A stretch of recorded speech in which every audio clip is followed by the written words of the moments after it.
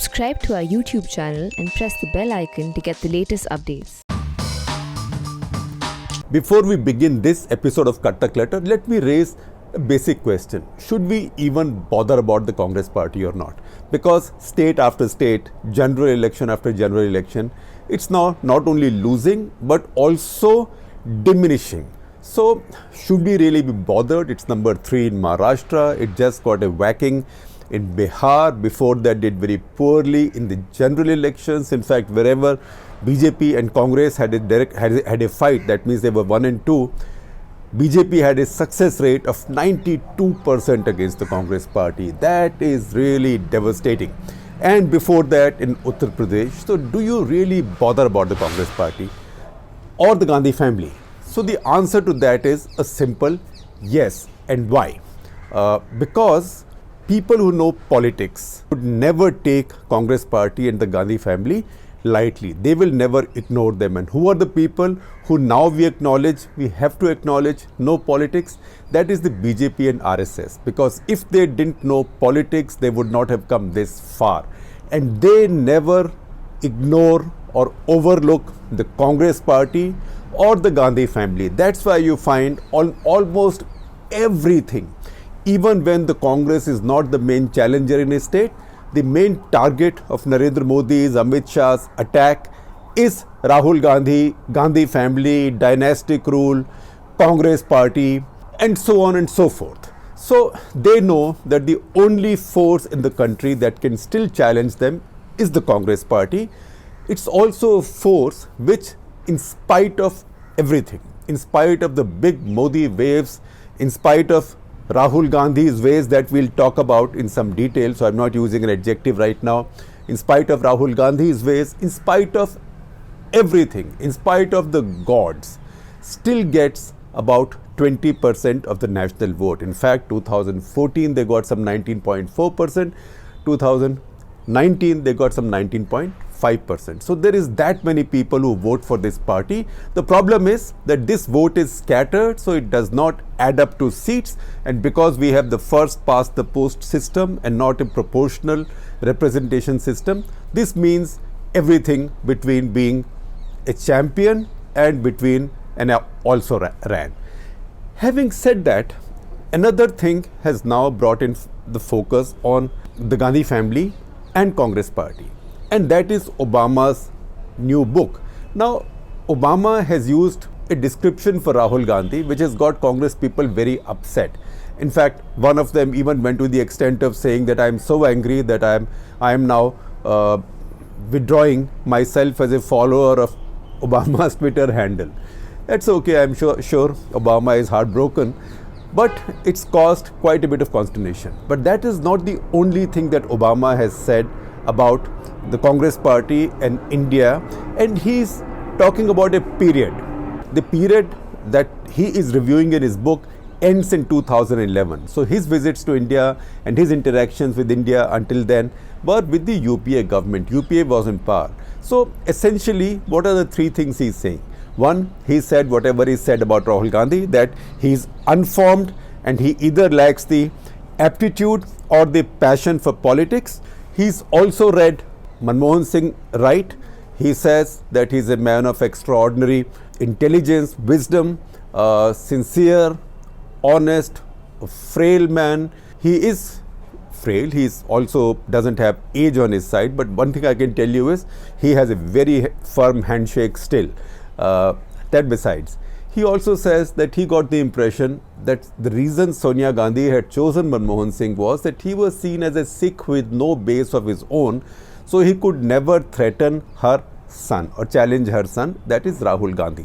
Now, the fact also is that the Gandhi family, particularly Rahul Gandhi, in UPA too, did not exactly do much to enhance the stature or reputation or even the Iqbal, that expression I like to use, even the Iqbal of Manmohan Singh and his government. And I'm not just referring to the incident of tearing that ordinance. There were many other things. There was a visit to Odisha, basically to enforce a peremptory ban on the mining of bauxite at Niamgiri, which his own government had cleared and was in the process of clearing and was welcoming. There was also at the same time the party's disowning of the Sharm el Sheikh agreement between Manmohan Singh government and his Pakistani counterpart in 2009, just after the elections. So a lot was done at that point, and you can see that even though he was chosen by Mrs. Gandhi for the reason that he will be no threat to Rahul Gandhi, the fact that he grew in stature and he was seen to have won 2009 elections essentially by himself with a larger majority caused problems for him. That is the conclusion I am drawing from what he is saying. His reading is right. Now, Mrs. Gandhi may have done whatever she did. It's okay in politics to look after your own children. And I take you back to something that I like to quote quite often, which is Devilal's immortal line at one of his press conferences when he was having his fights with VP Singh and VP Singh was in power, and somebody asked him कि आपके ऊपर ये allegation है कि आप सिर्फ अपने लड़के को ही हरियाणा का चीफ मिनिस्टर बनाना चाहते हो. So he turned around and said, भाई अपने लड़के को नहीं तो क्या मैं तेरे लड़के को बनाऊंगा, in the Haryanvi way, but that if I don't want to promote my son as the Chief Minister of Haryana, will I promote your son as the Chief Minister of Haryana? So it's okay in politics, particularly dynastic politics, to look after the interests of your children. The question, however, arises that after you've done it, and certainly even if he had grown in his stature, he actually watched quite silently Manmohan Singh as his stature, as he was then again cut to size to make sure that he was never going to become a challenge, but to make sure that he wasn't. So you can't blame him for undermining Rahul. So what has Rahul Gandhi achieved after Manmohan Singh, and what has the Congress achieved under Rahul Gandhi after Manmohan Singh? So you can go and you can do a state-wise calculation, an assembly seat-wise calculation, a parliament seat-wise calculation. You will find the numbers don't look good, and it's now been 6 years, more than 6 years, 6.5 years in fact as we speak, that Manmohan Singh is gone and Congress party is fully under Rahul Gandhi's control. So you've had 2 general elections with 44, 50 odd, low 50s kind of seats, same vote share, you're losing state after state. You won 3 states in 2013, of which also you've lost 1 to politics, not to an election, to politics, but politics is politics. You've got to be able to fight back and you've got to be able to secure your turf. So Madhya Pradesh was lost. So the record is not brilliant. So we have to see exactly what's gone wrong with this party given its history, heritage, this committed 20% vote no matter what happens. Also resources and also the talent base, because it is still the party of the establishment, because its senior people, even mid-senior people have more experience in governance than many of the BJP people do. So those are advantages. In spite of that, why is the party doing badly? And why does Rahul Gandhi has no success to his name except the parliament election of 2009, when under him the party got 21 seats in Uttar Pradesh, and also a near success in Gujarat subsequently, that is before the last general elections, when he and his party and the alliance they put together with Gujarat gave Narendra Modi a fright, a very close thing. Besides that, he's had no real success electorally or politically. So I have compiled a few points with the help of DK Singh, our political editor. So if you are a Congress person or Gandhi family sympathizers and you get really mad with me, don't get mad with me, go get mad with him.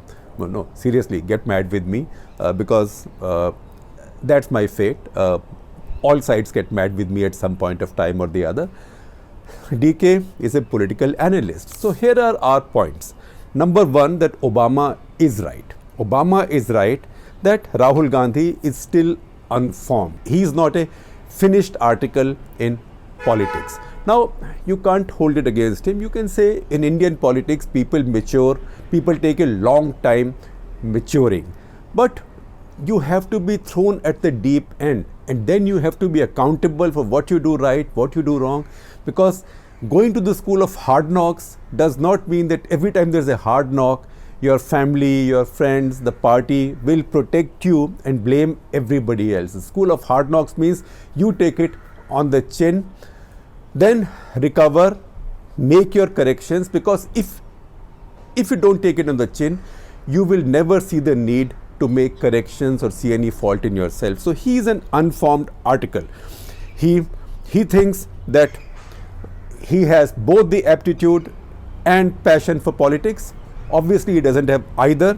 He also thinks that he's a master of politics, because if you have a conversation with him, the sense you get is that he knows a lot, and he does actually come across to you as if he thinks he knows a lot more even than what you would agree that he does. So, not the best listener in that sense. So, that is the one point. The second point is something that one of my editors in the past used to describe about me, my own attitude to stories and work sometimes, because I wanted to work in many diverse areas. A grasshopper mind. You've seen a grasshopper, it sits in one place, then tuck, tuck, tuck, tuck, tuck, goes like that. Doesn't sit in one place and focuses. Now the grasshopper must have its reasons for being the way it is, but the grasshopper is not fighting an election, and the grasshopper is not trying to fight Narendra Modi and Amit Shah at the other end. So what do we mean by grasshopper mind? So you saw Rahul Gandhi landing up at Niyamgiri. That's the example I took, and he said, "Main tribal ka sipahi hu." He had the mind shut. A lot of people lost their jobs. Since then, he hasn't paid any attention to the place. If anything, Congress candidates there have been doing very badly since. Then once he landed up in the train, in a commuter train in Bombay, Mumbai, मैं commuter का सिपाही हूँ. After that, not been seen there, not been seen in that city, not been seen spending time with the working class in that city, because that was the essential idea of going there. It wasn't just a picture postcard visit. The visit was to show something about your politics, but nothing happened after that.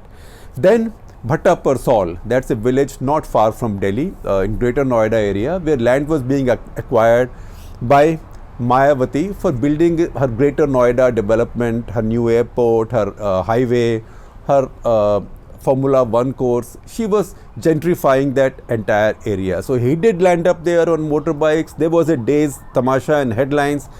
मैं farmer का सिपाही हूँ, I will not let your land be acquired.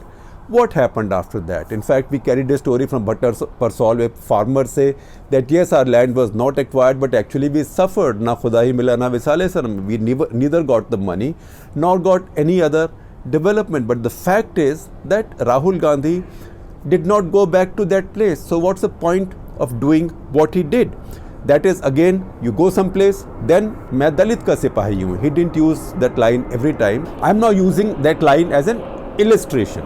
So Dalit spent time at a Dalit's hut in Amethi, even took fellow socialist Miliband there. देखो हमारे India में दलित ऐसे होते हैं, मैं भी देख रहा हूँ, आप भी देखो, right? But then after that, there was no Dalit connect. Did he then empower Dalits in the Congress party a big time? No, it did not happen.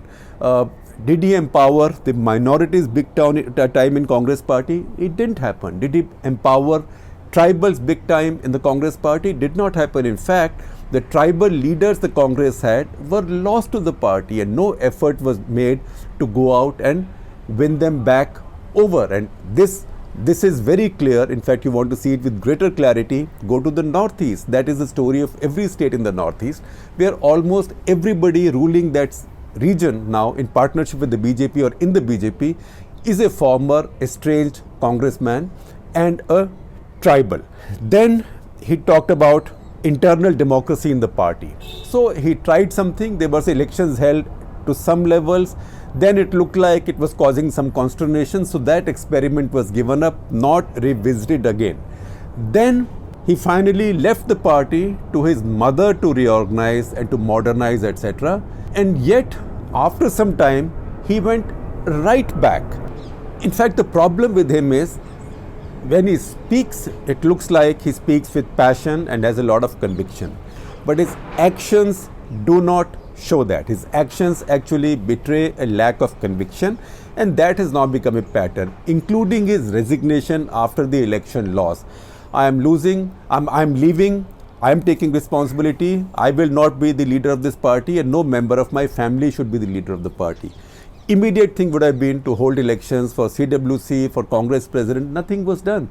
On the other hand, it was left for his mother to keep the chair warm for him, to come back whenever he wants. And frankly, worse than that, he has the power and the option of not coming back and becoming party president, but at the same time keep wielding power and keep running it, and everything in the party then runs on the basis of his likes and dislikes with zero accountability. So that's also part of that same grasshopper mind. I'm leaving, I'm going away.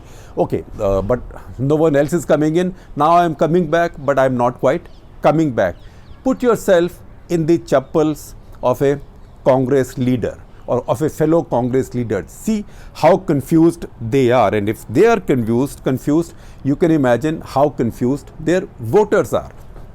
Then lack of conviction.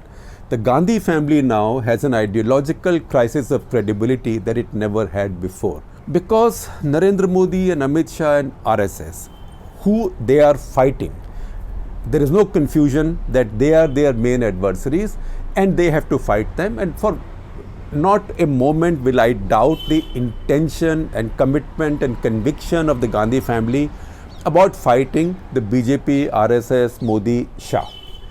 That said, on the key issues that Narendra Modi, BJP, Amit Shah, RSS have put forward, where is the Congress position? The temple at Ayodhya, do you like it? Do you not like it? If you also welcome it like the BJP after the Supreme Court judgment, as Priyanka Gandhi did, then where is the argument?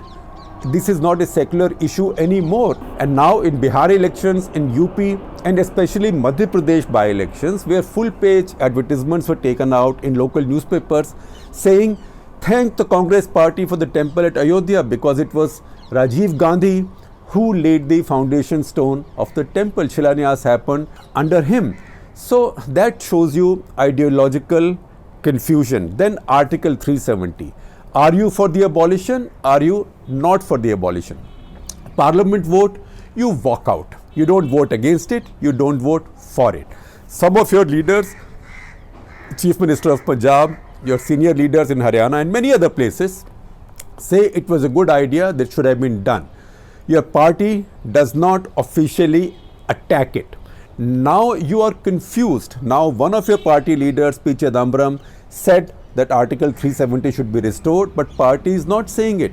August 4, Congress party was a signatory with the Gupkar delegation in Srinagar, but then refused to join it. And now that Amit Shah has trapped them, he has laid out a trap for them, and Congress has walked into it, saying that are you with this Gupkar, as he calls it, Gupkar gang, and you want the abolition of Article 370. So Congress now says, no, we are not part of this group. At the same time, they are signatories to the resolution. So that shows you incredible amount of confusion, and nowhere else does it harm the party and the party's candidates in elections more than the confusion on national security, on the issues of Hindus as well as the issues of Muslims. Hindus we talked about Ayodhya, but Muslims, whether it's triple talaq or it is Sabrimala, you don't want to displace the Hindus.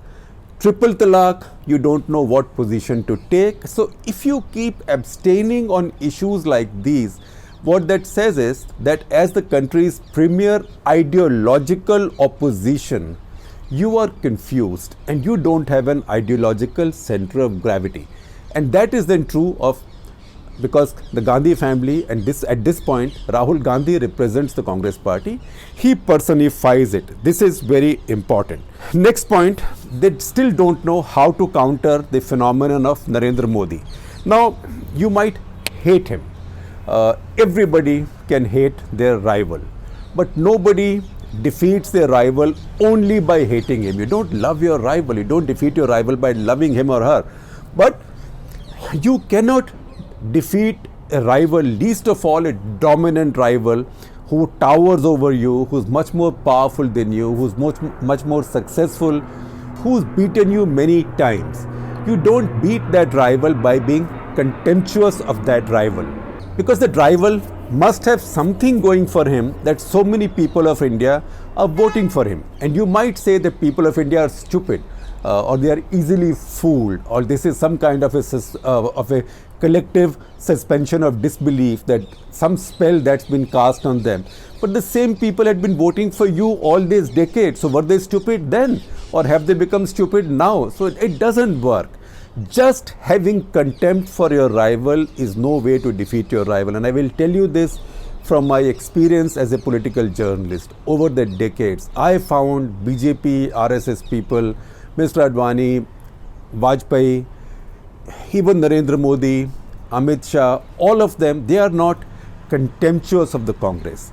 They are not contemptuous in the sense that we don't have to bother about the Congress, because as I said early on, that they will never ignore the Congress or the Gandhi family. And I remember a line that Mr. Advani once used with us many years ago, and he said, look, you people may find it surprising, but I'm telling you, and this is when BJP was well entrenched in power, that there is still a possibility that one day one Gandhi will rise and take power away in India from the rest of us. So there is that, they know that this is the one possible danger, so they will not let it rise. They are not doing it because they are contemptuous of you. You might say disrespectful, but they are not contemptuous of you. Similarly, because Modi cannot talk English like you, because Modi doesn't, or Modi is socially different, or Modi's ideology is different. Let me give you the benefit of doubt. Contempt will not give you the intellectual, political, and persuasive wherewithal to defeat him. Now, next point is that Rahul and the old guard of the Congress party, they had a bad beginning, and Rahul started out being contemptuous of them, thinking that they are the ones dragging the party down, they are too selfish, they are building their own dynasties, which is a bit rich given the fact that Gandhis are also a dynasty. And this came at a time when the Gandhi family was losing its power and has never regained it of getting votes for their own candidates. So he got rid of a lot of the old guard. The old guard also sat and sulked. They let him run the party and elections in 2014, 19, ruin things. Then Mrs. Gandhi, who knows better, reached out to them. Then Rahul went into another sulk. At the same time, this would have worked well if Rahul had a good eye for talent. That hasn't really happened. Look at the people he's picked. People he's picked: Ashok Tanwar, Dalit, leader of the Congress party in Haryana. Where is he? Search me. Rita Bahuguna, UP. Where is she? We know that she is a minister with the BJP. She defected, and she was handpicked by Rahul to be UPCC chief. That's a powerful position in the Congress party. It's an unfortunate moment for her. She just lost her 6-year-old granddaughter to a cracker fire accident. So our condolences. But she was the other one that he personally handpicked. There was Ashok Chaudhary in Bihar, again PCC chief. He is now a minister for JDU. There was Ajay Makan in Delhi, who's not given the party much more in Delhi at all. It still continues to be a distant number 3 in Delhi with a blank record in Delhi Assembly. Now, on top of this, you can see that he also has the tribute of being a quitter. So we told you, start party elections and leave, go someplace else and do this grasshopper stuff here and there. But also, see, leaving Amethi and going to Wayanad. Now, you can see that maybe I was going to lose, so I went there. But you can always go to a safe constituency later. In the middle of a war, a general does not leave the place which is his pocket burrow. Then you stand there and fight. So that for his party was seen as an example of quitting. They will not say so in public, because 23 of them dared to put their names on a letter and write this, and all of them now see themselves as paying the price for it at some point of time. Some have paid already, some in the course of time, and they think this will not work. On the other hand, see the choices that his father made, that Rajiv Gandhi made, the young people he picked up: Ashok Gehlot now, Digvijay Singh, YSR, that is the father of Jagan Mohan Reddy. These were all people picked up by him in their 30s. Rajesh Pilot, P. Chidambaram, all these were people that he picked up, and they rose to be the party's big leaders going ahead. Even Amrinder Singh, to that extent, who's now keeping the party together in Punjab. So it's not as if Rahul hasn't picked up anybody. I would say that Bhupesh Baghel is one of his finds, but he needs many more of these. And most of all, if he has to get anywhere in life, either he has to be a full-time politician. Forget this grasshopper stuff. Full-time politician. We carried a story just the other day from Shankar Arnimesh on how JP Nadda, the BJP's new president, is following his predecessor Amit Shah's example and going travelling state after state now, building the party machinery. That is something Rahul should be doing. Rahul is young and he has his back to the wall. He needs to do it much more desperately than writing tweets and celebrating how many retweets and how many likes you get for them, because elections are not won on Twitter. Now, if you look at what's coming up for the Congress party, the elections in West Bengal, Assam, Uttar Pradesh. In 2 of the 3 states, Congress party has very little stakes, West Bengal and Uttar Pradesh. Assam, in any case, the party has left it to its chosen ones, that is the Gogoi family. Like it or not, but they are the chosen ones, so they can do whatever can be done in Assam. So maybe this is time for Congress party to think of bigger changes now, and they can deal with instability for a couple of years, because their next big stakes will now come up in 2023 when the 3 bellwether states of Chhattisgarh, Madhya Pradesh and Rajasthan go to the polls. And remember, in all those 3 states, it's a straight fight between the Congress and the BJP, and that will set the mood for the 2024 general elections.